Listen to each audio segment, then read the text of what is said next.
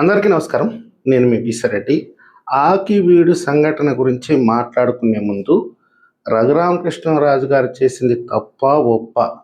దళితులు రఘురామకృష్ణరాజు గారి మీద దాడి చేయడం అనేది తప్పా రైటా అని మనం వివరణ ఇచ్చే ముందుగా కొన్ని చారిత్రాత్మకమైనటువంటి విషయాలని మీ ముందు పెడతాను. అవి తెలుసుకుంటే రఘురామకృష్ణరాజు గారు తప్పు చేశారా, దళితులు తప్పు చేశారా, అంటే క్రిస్టియన్స్ తప్పు చేశారా అనేది మీకు స్పష్టంగా అర్థమవుతుంది. సుమారుగా 3500 సంవత్సరాల క్రితం యూదుల వంశంలో జీసస్ జన్మించాడు. ఆయన జన్మకి కారణం ఏంటంటే యూదులని రక్షించడం కోసం దేవుడు పంపించినటువంటి దేవుడి బిడ్డ అనేది వాళ్ళ నమ్మకం. అయితే ఆయన బోధనలను నమ్మక యూదులే ఆయనకి సిలువ వేసి ఆయన చంపేశారు. ఆ తర్వాత 400 సంవత్సరాల తర్వాత క్రిస్టియానిటీ పుట్టింది. దాని తర్వాత ఇస్లాం పుట్టింది. ఇవన్నీ కూడా ఎక్కడ జరిగింది? జెరూసలేం, సౌదీ అరేబియా ఆ ప్రాంతంలో జరిగింది. ఇక్కడ భారతదేశంలో హిందుత్వం అనేది ఎప్పుడు పుట్టింది అంటే లక్షల సంవత్సరాలు, కోట్ల సంవత్సరాల క్రితం అని చెప్తున్నారు. రాముడు ఎప్పుడు జన్మించాడు అంటే 24వ మహాయుగంలో, అంటే దాదాపుగా 1,90,00,000 సంవత్సరాలు ఒక లెక్క ప్రకారం. దీనికి కూడా చాలా లెక్కలు ఉన్నాయనుకోండి. అయితే ఈయన మహావిష్ణువు యొక్క 7వ అవతారంగా చెప్తున్నారు. అంతకుముందు 6 అవతారాలు మహావిష్ణువు ఎత్తాడు, 7వ అవతారం శ్రీరాముడు అని చెప్తున్నారు. అంతకు క్రితం ఇక్కడ ఎక్కడ కూడా వేరే మతం అనేది లేదు. ఇది కేవలం హిందూ దేశంగా చరిత్ర స్పష్టంగా చెప్తుంది. దానికి సంబంధించిన ఆధారాలు కూడా ఉన్నాయి. కురుక్షేత్ర యుద్ధం ఇక్కడే జరిగింది, శ్రీకృష్ణుడు ఇక్కడే పుట్టాడు, అన్ని ఆధారాలు ఇక్కడ లభిస్తున్నాయి. అయితే ఎప్పుడు వచ్చారు ఈ క్రిస్టియన్స్? బ్రిటిష్ వాళ్ళు వచ్చిన తర్వాత భారతదేశంలో అనేక కులాలు, వర్గాలు ఉన్నప్పుడు దేశం విషయానికి వచ్చేటప్పటికే అందరూ ఏకతాటి మీద నిలబడుతున్నారు. దాన్ని సహించలేనటువంటి బ్రిటిష్ వాళ్ళు ఏదో ఒక పుండు పెట్టి వీళ్ళని విభజించాలి అనే ప్రయత్నంలో భాగంగా ఎవరైతే అణగారినటువంటి వర్గాలు ఉంటారో వాళ్ళని చేరజేసి వాళ్ళకి కొన్ని బోధనలు చేసి క్రిస్టియానిటీలోకి కన్వర్ట్ చేశారు. ఇది వాస్తవం. మొత్తం మీద ఈ దేశంలోకి క్రిస్టియానిటీ ఎప్పుడు వచ్చిందంటే 250 నుంచి 300 సంవత్సరాల లోపలే వచ్చింది. అంతకు క్రితం ఎవరున్నారు? ఇస్లాములు ఉన్నారు, హిందువులు అత్యధికంగా ఉన్నారు. ఇస్లాములు కూడా ఎందుకు వచ్చారు ఇక్కడికి అంటే యుద్ధం చేశారు. ఈ దేశంలో ఉన్నటువంటి దాదాపుగా 75% భూభాగాన్ని వాళ్ళు జయించారు, పరిపాలించారు. వాళ్ళని మళ్ళా కొందరు హిందువులు ఓడించారు. అనేక రకాలుగా ఇక్కడ యుద్ధాలు జరుగుతూ ఉన్నాయి. అయినా కానీ హిందువులు వాళ్ళ ధర్మాన్ని కాపాడుకుంటూ, దేవాలయాలను కాపాడుకుంటూ ఎన్నో రకాలైనటువంటి పోరాటాలు చేశారు. కానీ మతం మారల.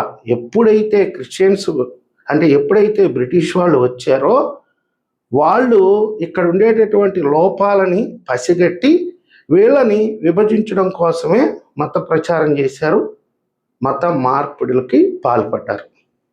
బ్రిటిష్ వాళ్ళు పరిపాలించి పోతూ పోతూ ఈ దేశంలో ఉండే సంపదనంతా దోచేసి ఇక్కడ ఉండే క్రిస్టియన్స్ని ఏకాకిగా వదిలేసి వాళ్ళ పాటికి వాళ్ళు వెళ్ళిపోయారు.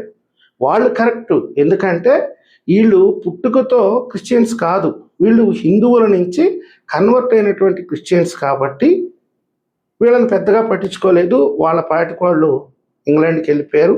అక్కడి నుంచో 10వ పరకో ఇక్కడికి పంపించడం ఎందుకని? ఈ దేశం ఎప్పటికైనా విచ్ఛిన్నం కావాలి, మళ్ళీ మనం ఈ దేశాన్ని పాలించాలి అనేటటువంటి దురుద్దేశంతోనే ఇక్కడ ఉండేటటువంటి క్రిస్టియన్ మిషనరీస్కి వాళ్ళు ఫండింగ్ చేసేవాళ్ళు. ఇది చరిత్ర. అంటే ఇక్కడ అనాదిగా ఈ దేశంలో ఉండింది ఎవరు? హిందువులు.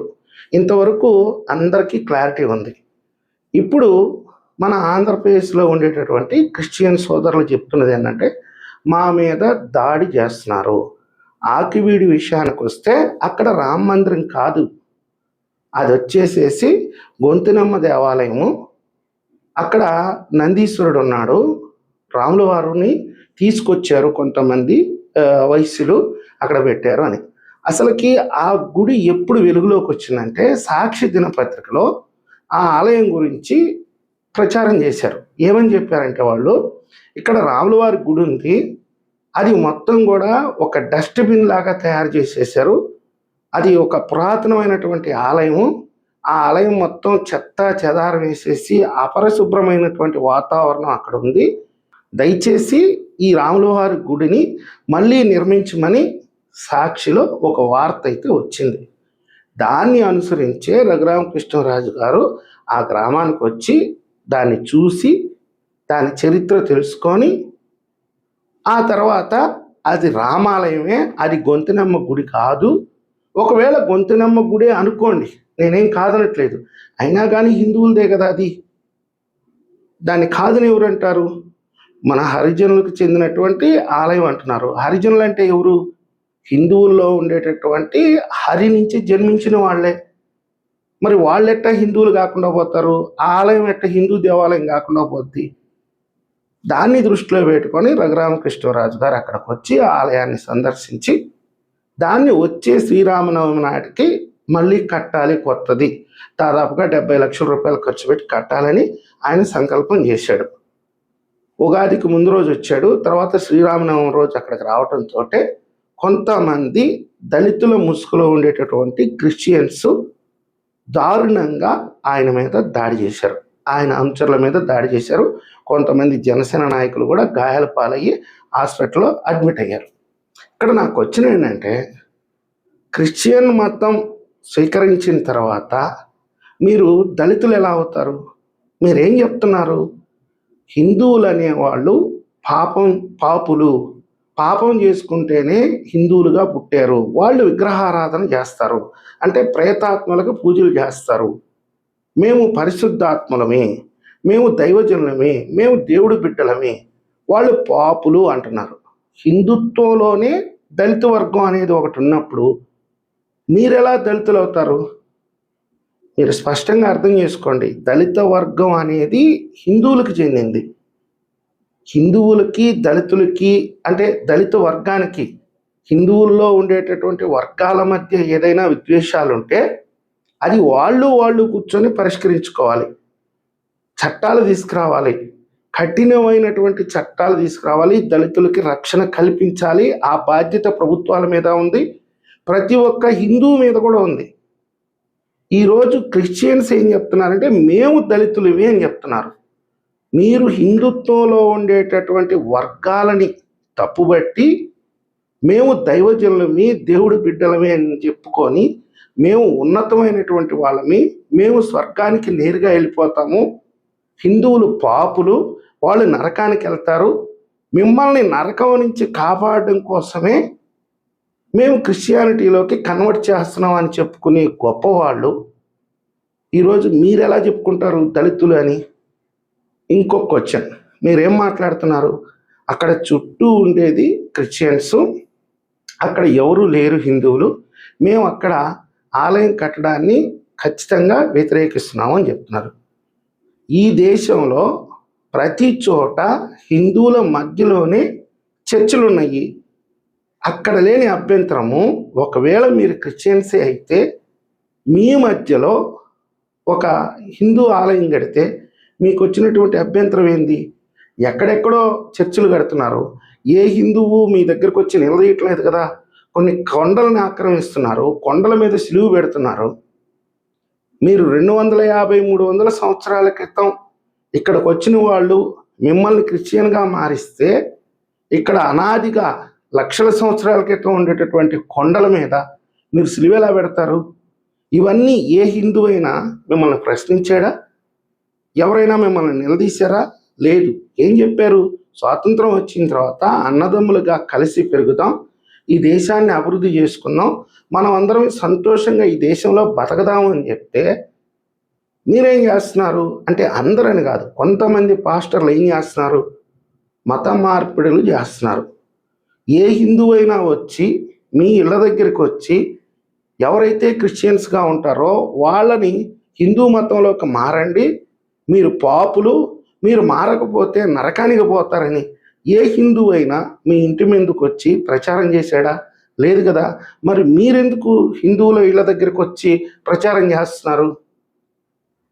ఇక్కడ మత స్వేచ్ఛ ఉంది, స్వేచ్ఛ ఉంది కానీ మతం మార్పిడి అనేది కరెక్ట్ కాదు. నిన్నగాక మొన్న ఒక సంఘటన జరిగింది. ఛత్తీస్గఢ్కి కొంతమంది ఆంధ్రాకి చెందినటువంటి పాస్టర్లు వెళ్ళి మత ప్రచారం చేస్తుంటే ఛత్తీస్గఢ్ పోలీసులు అరెస్ట్ చేసి రిమాండ్కి పంపించారు. కొన్ని రాష్ట్రాల్లో మత మార్పిడి చట్టాలని కఠినంగా అమలు చేస్తారు, కొన్ని రాష్ట్రాల్లో అమలు చేయట్లేదు. ఇక్కడ ఉండేటటువంటి సున్నితమైనటువంటి పరిస్థితుల దృష్ట్యా ఆంధ్రప్రదేశ్లో అలాంటి చట్టాలని కఠినంగా అమలు చేయకపోవచ్చు.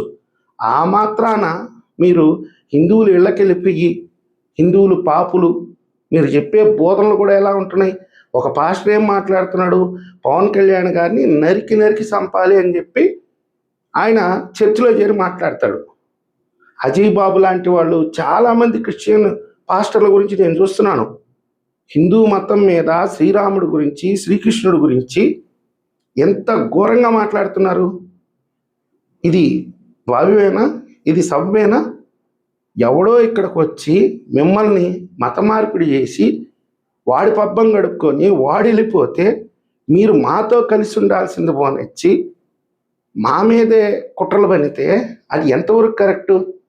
సో ఇప్పుడు రఘురామకృష్ణరాజు గారి విషయానికి వస్తే, రఘురామకృష్ణరాజు గారు చేసింది మాత్రం 50% రాంగ్. అక్కడ గుడి ఉంది, దాన్ని మళ్ళీ నిర్మించాలి అనుకోవడం మాత్రం కరెక్ట్. ఆయన ఒక ప్రజాప్రతినిధి అయ్యి ఉండి, డిప్యూటీ స్పీకర్ అయ్యి ఉండి, ఆయనకి చట్టం మీద అవగాహన ఉండి కోర్టు ద్వారా ఒక ఆర్డర్ తెచ్చుకొని అక్కడ కానీ గుడి నిర్మాణం కానీ చేసి కనుక్కుని ఉంటే చాలా మంచిగా ఉండేది. ఈరోజు రాష్ట్రంలో మత విద్వేషాలకి తావు లేకుండా ఉండేది.